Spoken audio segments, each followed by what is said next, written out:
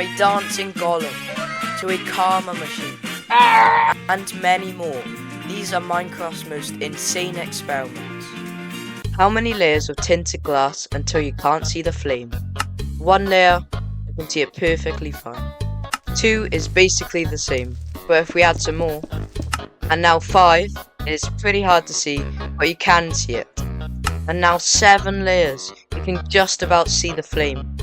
With 8, you can just about see the particles, and I think this is the last one. With 9, you can't see it at all. Now this is the instant karma machine. If you place a pillager, it will shoot the target block, activating a dispenser, leading him to fall to his death. Guys, apparently it is impossible to subscribe with your elbow. Here's what ChatGPT has to say.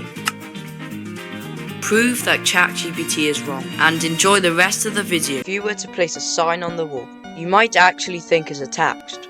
But if you look really closely, you notice there's a little gap in between, meaning it's floating there magically.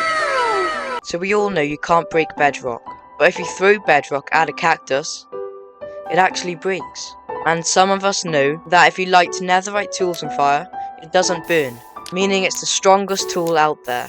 But if you throw it at a cactus, it disappears, meaning this thing is the strongest thing out there. Bruh. So we all want to get XP really quick. Best way is to get an efficiency 5 netherite hoe. And then you can instantly mine all of these blocks and get a ton of XP. But why would you get a netherite hoe? Zombies aren't the smartest.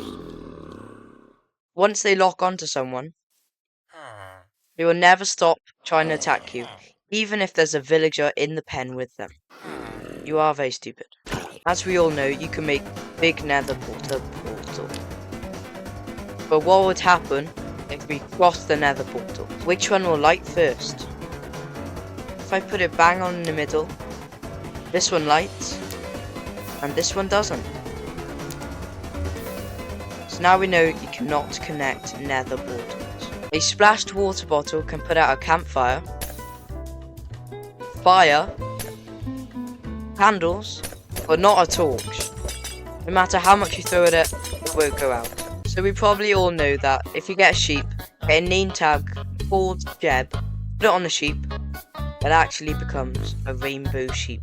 So now what would happen if we shear this rainbow sheep? And it dropped black wool. The reason why I dropped black wool, because before I named it, it was already black. Here's an X-ray glitch that is not patched. If you go in settings, go in options, put FOV to the max if you're on PC or laptop, press FN F5, and then start sprinting, you can actually see what's around you. And by chance, somehow, I found diamonds. So everybody knows ice makes you slide around. But if you add carpets, it still makes you slide around, which does not make sense. Even when you add slabs, you still slide around. I mean, I'm just sliding on stone at this point. Bruh. Subscribe. If you place down 2 chests each side and then put some water, it actually tucks a bottle of water. But can you survive from the height?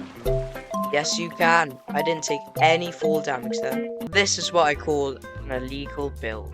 To do this, you must place down a sign, type wherever you want. Then, if you go into settings, press options, language, font, press on. You can actually type a lot more into your sign.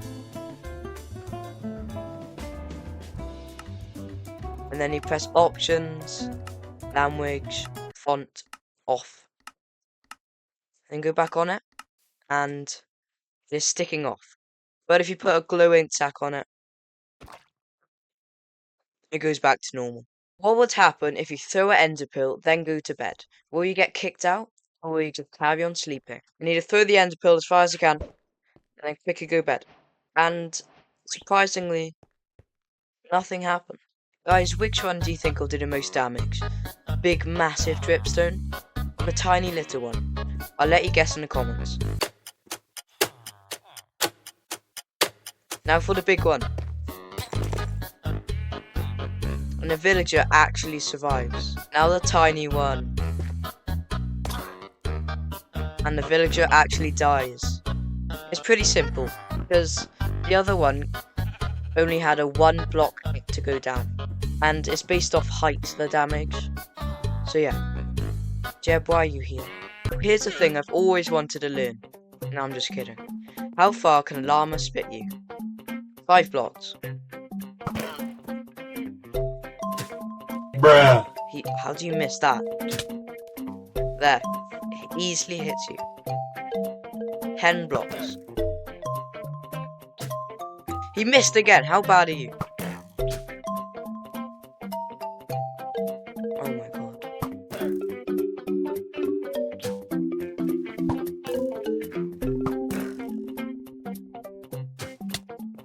There, finally he hit me. He can hit me at 10 blocks. 15 blocks. He can hit you, he just hit me there. But he missed, because he's such a rubbish llama. But if I go any further in the water, can he hit me?